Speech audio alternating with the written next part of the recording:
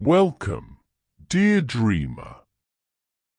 Tonight, we invite you to leave behind the noise of the day and journey with us to a quiet meadow under the silver glow of the moon. Listen closely as ancient whispers and shimmering circles unfold a tale of mystery, gentle light, and the song of the earth itself.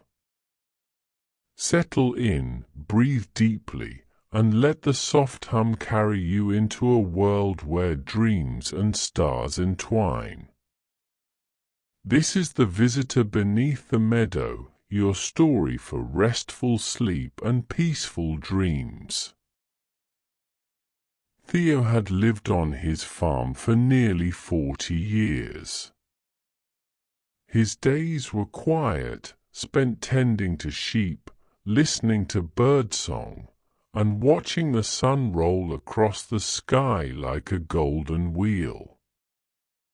Life moved gently in his corner of the world, where time seemed to stretch out like the long shadows of evening. But lately, something strange had begun to stir in the meadows behind his barn. It began after a thick fog rolled in one unseasonably warm night in early spring. The kind of fog that came in sudden and thick, wrapping the landscape like a muffled dream. Theo had watched it from his porch, sipping chamomile tea, the cup warming his calloused hands. The fog lingered longer than usual, clinging to the ground well past sunrise.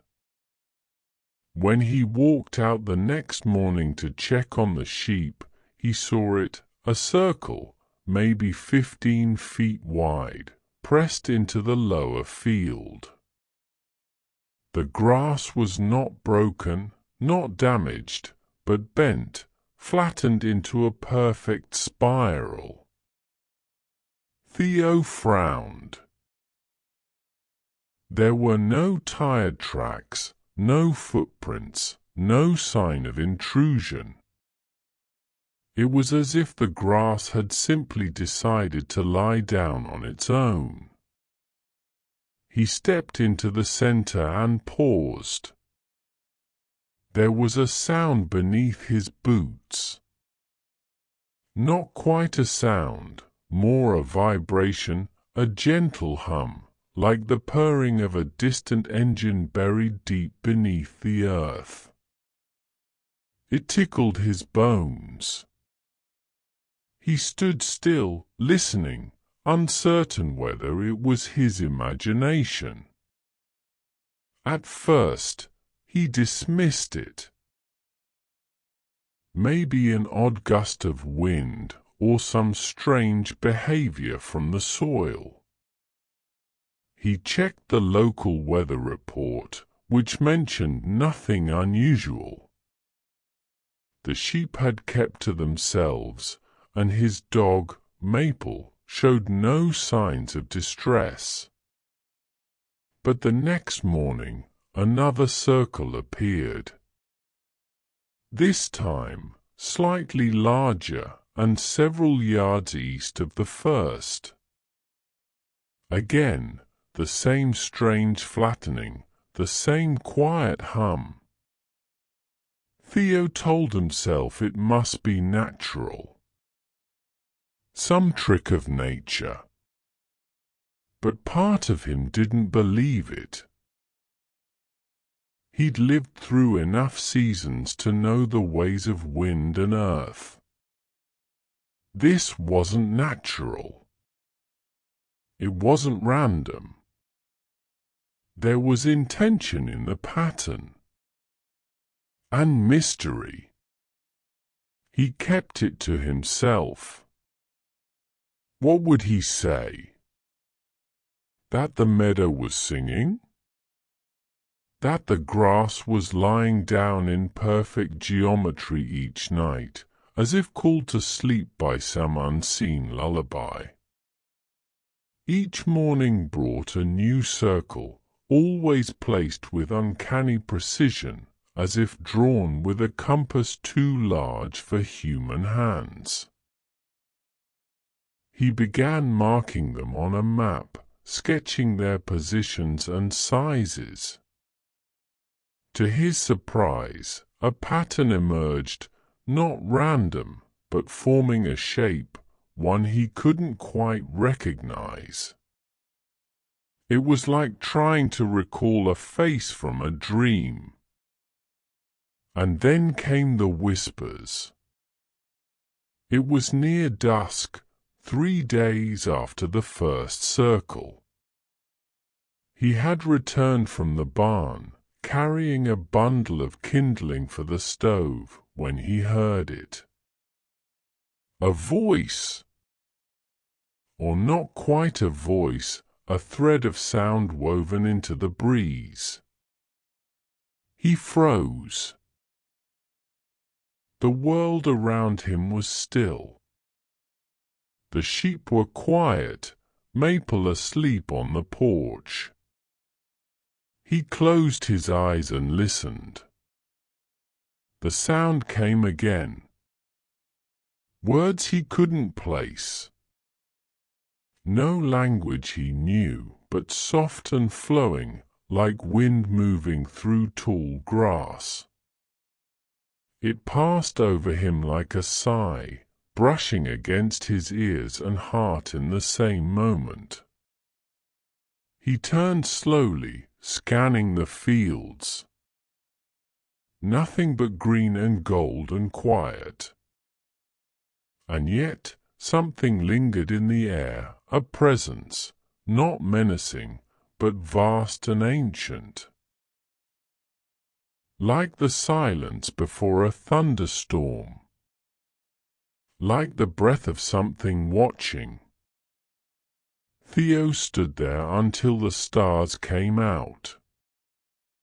That night, he couldn't sleep. He kept returning to the window, peering out toward the meadow, half expecting to see lights or figures, but there was only darkness and the faint outline of the circles. At one point, he thought he saw a shimmer, as if the air itself had rippled. He shook his head. Maybe it was time to get his eyes checked.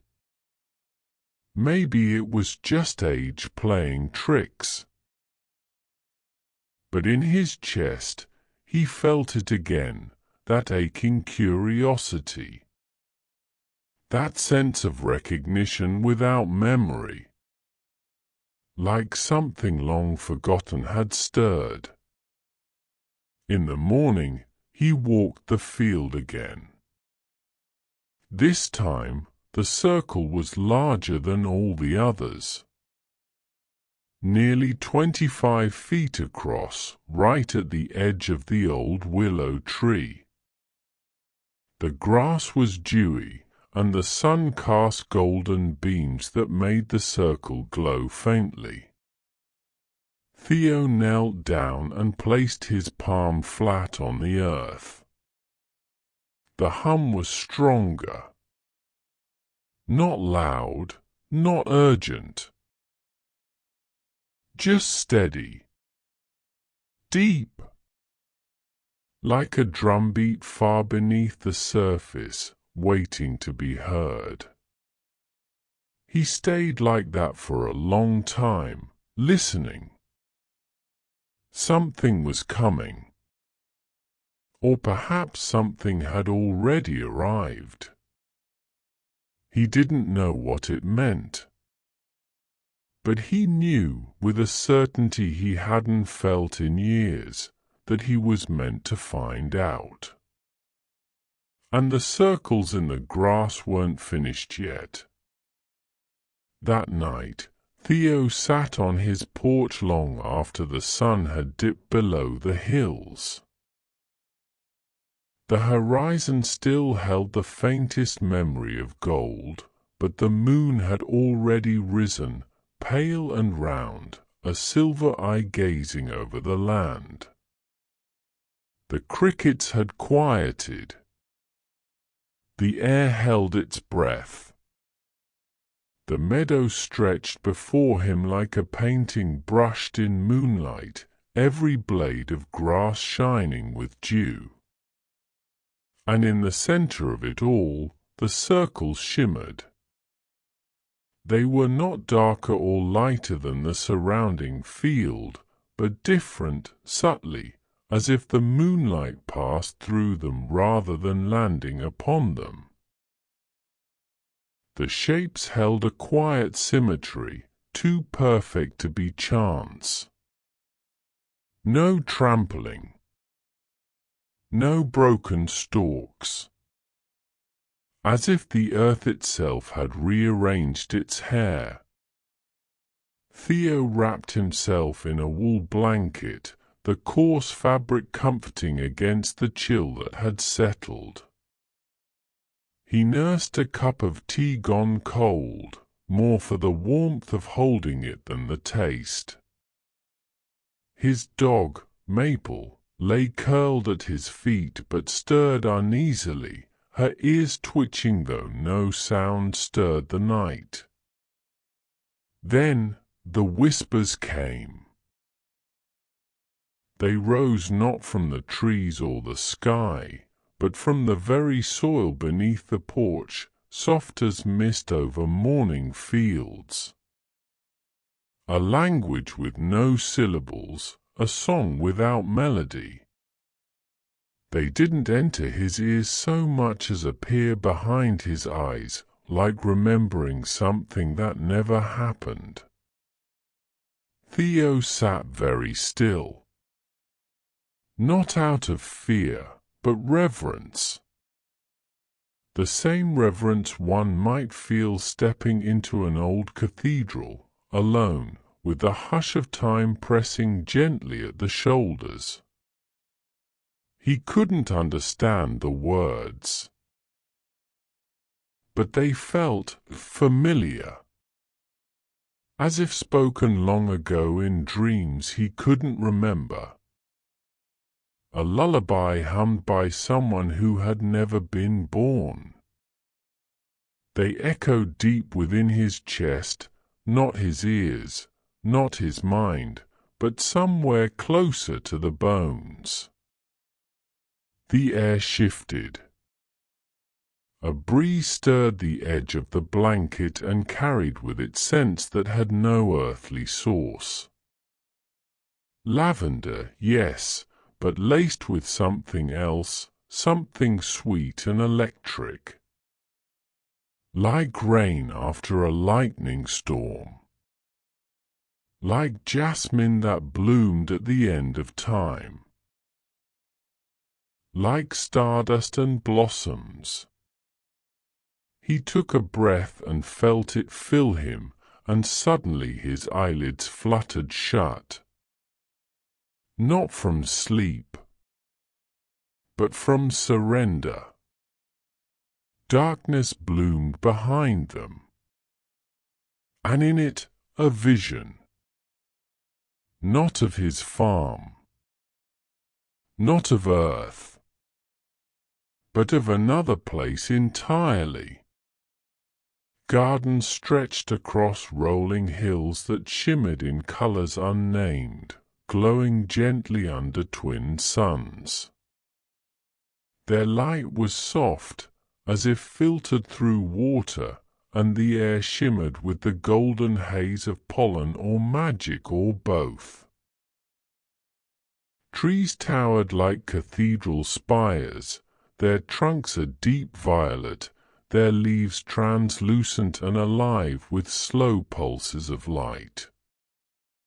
Beneath the trees walked figures, tall and graceful, more suggestion than shape, robed in flowing light.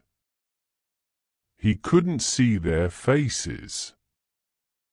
They moved in harmony with the wind, the way flowers turn to track the sun.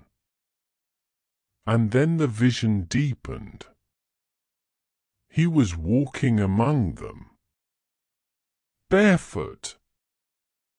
The ground beneath his feet was soft, mossy, and warm.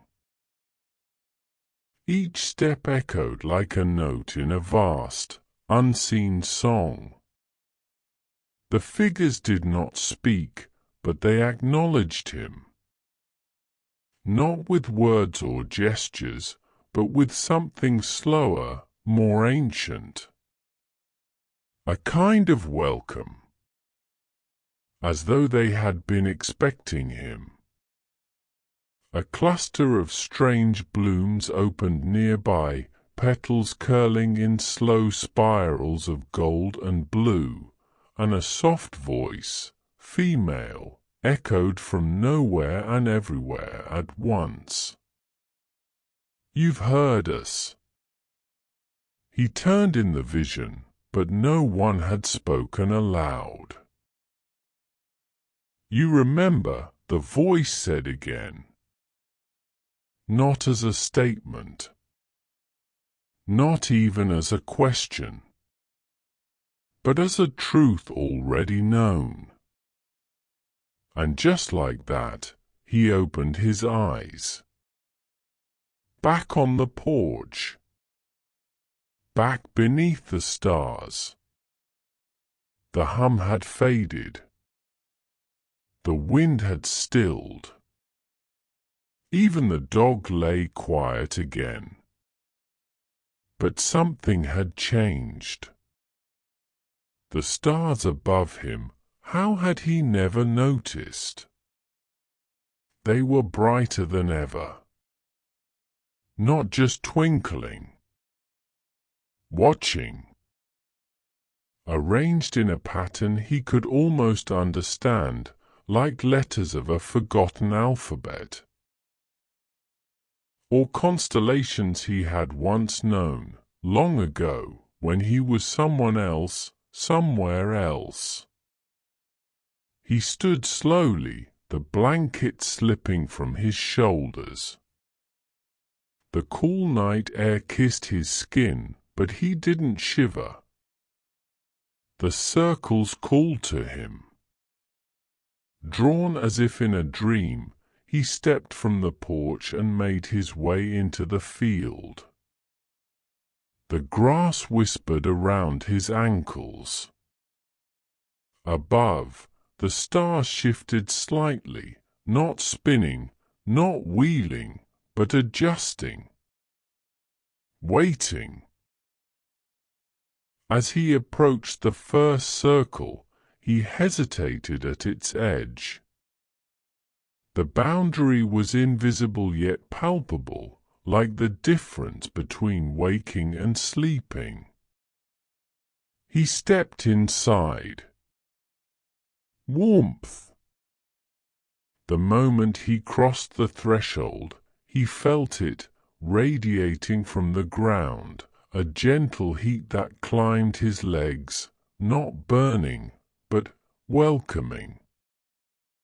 It was like being held. Like sinking into a memory of home you'd forgotten you ever left. In the center, he knelt. The soil was rich, darker than the rest of the field. He pressed his hand into it and felt a vibration, not sound, not movement, but awareness. And there, as he knelt, the whispers returned. But they were clearer now. Not in English. Not in words at all. But he could understand them. They spoke in feeling. In image. He saw again the glowing gardens beneath twin suns, the violet trees, the robed figures of light. And he saw something else, a seed. Not just a plant, but an idea. A beginning. Being placed in the ground, not by hand, but by intention. Something had been buried here. long ago, before humans, before history. A promise whispered to the soil, and now it had awakened. His fingers dug gently into the earth, but he didn't know what he was looking for. Only that something was waiting. Then something cold and smooth brushed against his palm. He pulled it out slowly. It was a stone no larger than a plum. Black, but speckled with glimmers of gold and silver that pulsed faintly, like breathing. It was impossibly light. Lighter than wood, yet dense with something he couldn't name. The moment he held it fully, he heard the voice again. "You found the first memory." Theo blinked. The field was unchanged, silent, but the stone throbbed gently in his palm. "Memory?" he thought, the word echoing as if in response. The stone warmed, and suddenly he was no longer kneeling in the field. He stood on a vessel, a ship, but not of water. It hovered above a world of oceans and golden cliffs. The sky was violet. Moons drifted nearby like lanterns hung on invisible wires. The ship was shaped like a petal, unfolding. Around him stood those same tall, robed figures, their faces still hidden, but their presence unmistakable. And at the heart of the ship was a garden. The same garden from before, but smaller, contained, floating. "This is how it began," said the voice. "We scattered the seeds across the stars, in soil that could listen, in worlds ready to dream." Theo turned slowly. He felt no fear, only a swelling in his chest, a sense of awe too large for words. The scene faded. He was kneeling once more in the circle, the stone in his hand. The stars above him had shifted again, and he knew, though he could never explain it, he had been somewhere else. And it wasn't over. He rose and walked back to the house, the stone tucked into the inner pocket of his flannel shirt. Maple trotted beside him, ears relaxed, tail low. She didn't seem afraid anymore. Inside, the clock ticked past 3 in the morning. Theo lit a candle and set the stone beside it. Its surface reflected the flame, but didn't flicker. Instead, it shimmered softly, as if lit from within. He stared at it for a long time, then reached for his old journal. Dusty, nearly forgotten. He flipped to a fresh page and began to write, not about the fields, or the farm, or even the circles, but about the ship, the vision, the whisper that had said, "You found the first memory." He didn't know how many more there were. or where they might be buried. But he knew one thing.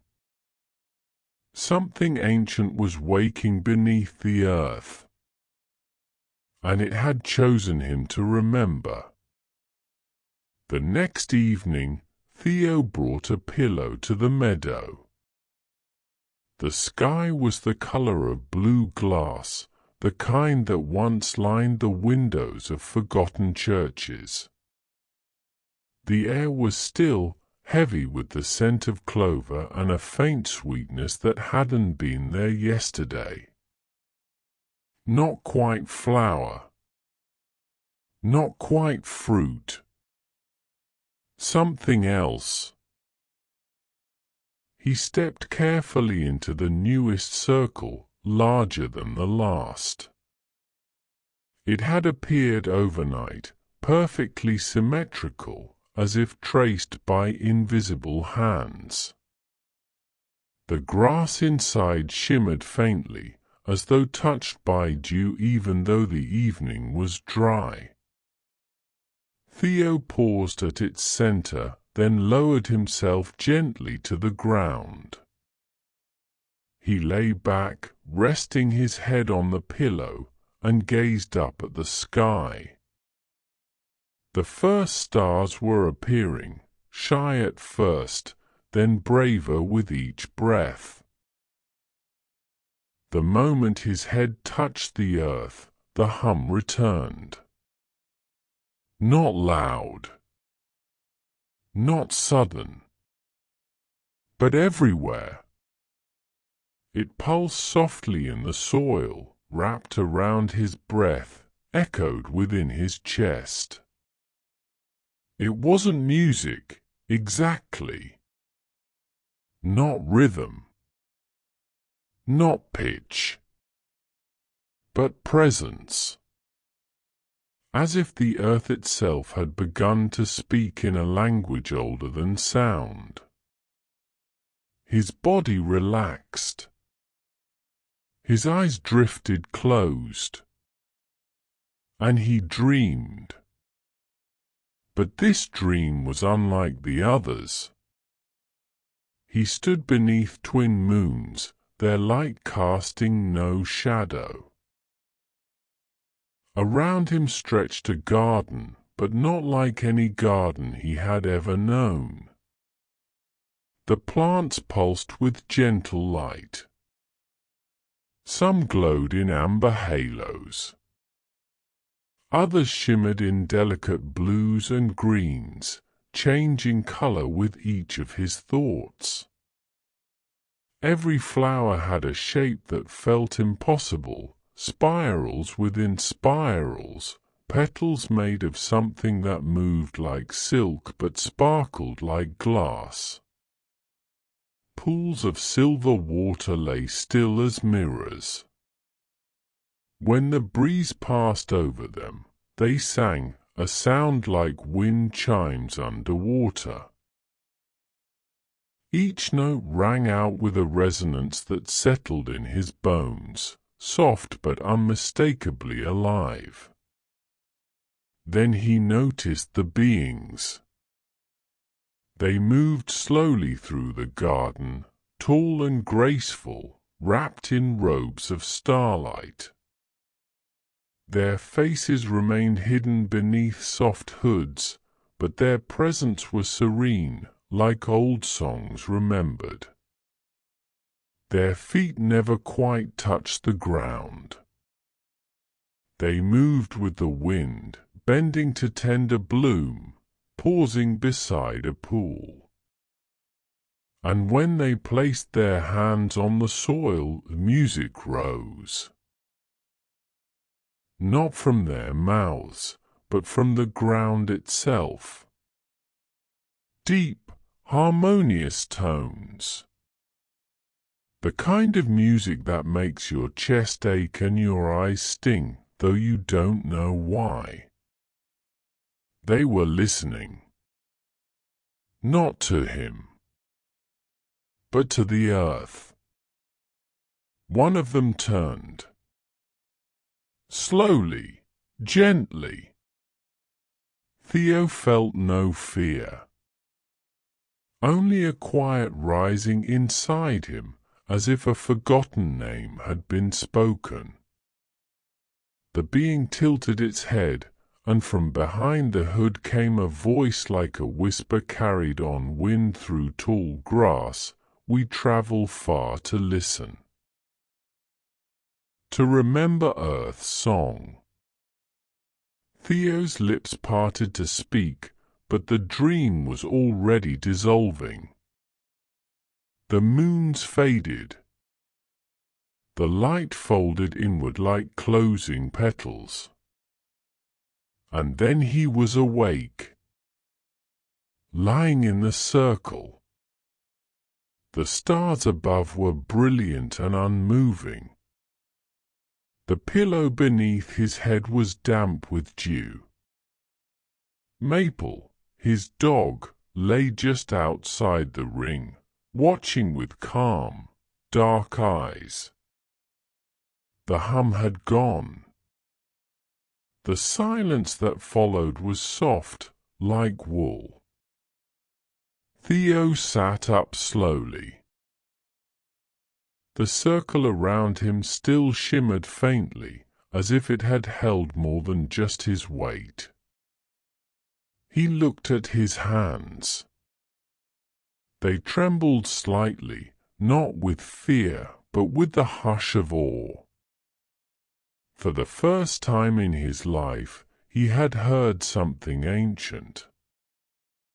Something deep. Something listening. And he knew now. The earth remembered. And someone, somewhere far beyond the stars, was listening back. Night after night, Theo returned to the circles. Each evening brought a new shape in the grass, some wide and looping like ripples on water, others intricate as snowflakes. He never saw them form. They were simply there each morning, pressed gently into the meadow like a quiet invitation. He came with a blanket now, a small thermos of tea, and a sense of calm he didn't fully understand. Maple followed at a distance, circling once or twice before lying down just outside the ring. She never stepped inside. Each time Theo lay in the center, the hum returned, soft, constant, enfolding.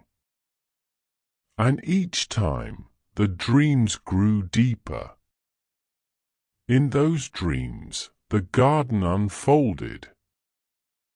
Not just a place of light and music, but a living record. It held echoes. Shapes that shimmered and then vanished, flickering through the air like memories remembered by the land itself. A child's laughter from long ago. A whisper spoken into the wind. The soft hush of rain over a field.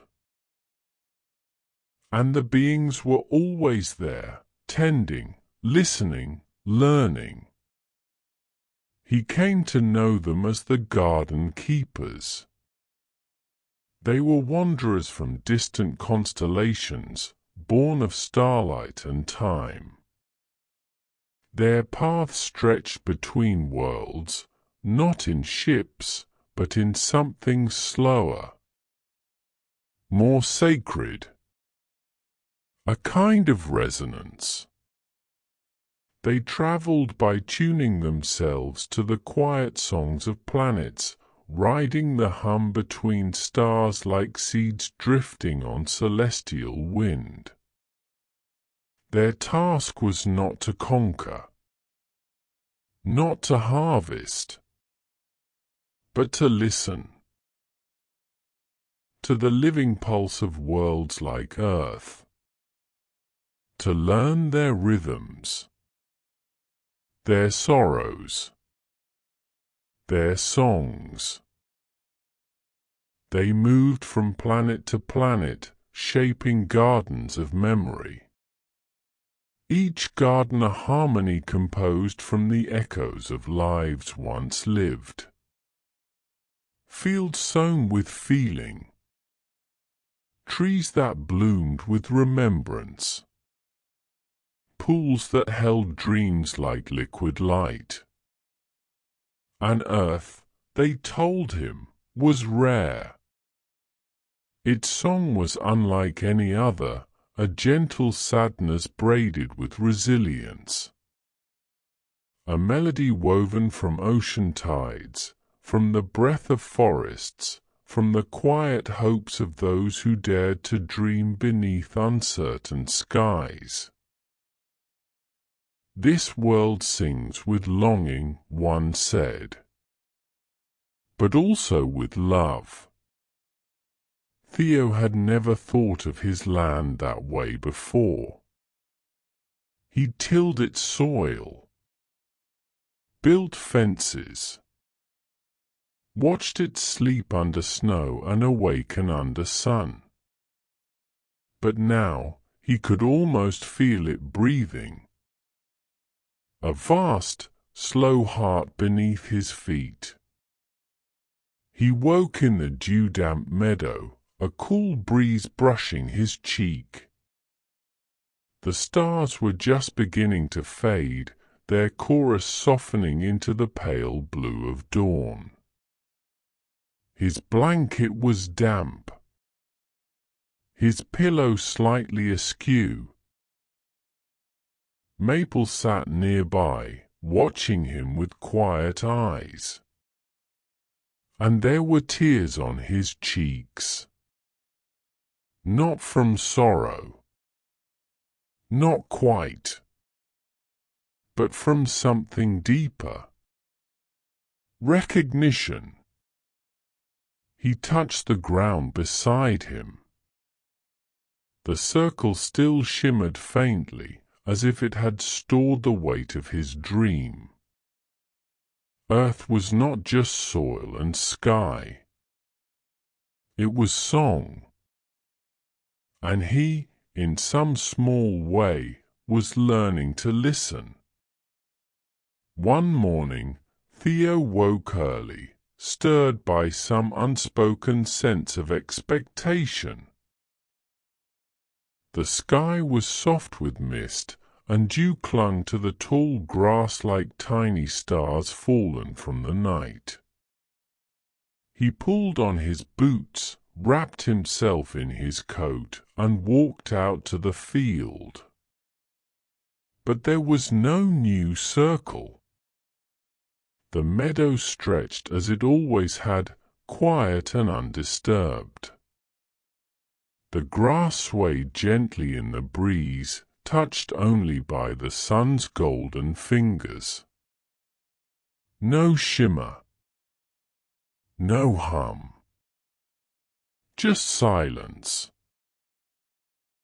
Theo stood at the edge of where the last circle had been, the outline already beginning to blur into the living green. He ran a hand through his beard and looked up at the sky, as if some answer might descend on a sunbeam. He walked the field, slow and thoughtful. No sorrow. Not quite. But a strange ache pressed against his chest. The kind that comes when a beautiful dream ends and you're not sure whether to chase it or be grateful that it came at all. All day he listened. He worked the soil in his garden. He watered the tomatoes. He fixed the hinge on the barn door. But the air held no hum. Only birdsong, wind, and the rustling of leaves. That night he sat on the porch, as he often did, wrapped in his wool blanket, Maple curled at his feet. The moon rose over the hills, pale and full. And as he drifted toward sleep, eyes half closed, the wind shifted and the whisper returned. Just once. Soft. Barely more than a breath. Thank you for dreaming with us. Theo's eyes welled, though he did not cry. He nodded, though no one could see. He felt the words settle into him like warm rain into dry earth. And he knew, with the certainty that only comes from dreams and starlight, that the garden keepers had moved on. Drifted quietly, reverently, to another world. Another field. Another sleeper. Carrying with them the echo of Earth's heartbeat, wrapped gently in the folds of their shimmering sails. He never saw another circle. Seasons passed. Snow fell and melted. Crops grew tall and golden. Maple grew older, as did Theo. But he kept walking the fields, listening. Not expecting, just remembering. And sometimes, when the wind was just right, and the stars blinked low and bright in the sky, he would lie awake in bed with the window open. And he would hear it again.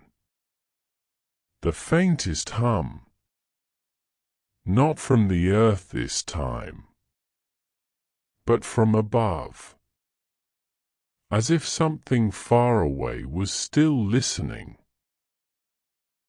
As if a ship of light, filled with gardens and music, was passing through the sky, silent and watchful. Still carrying his dream. Still carrying Earth's song.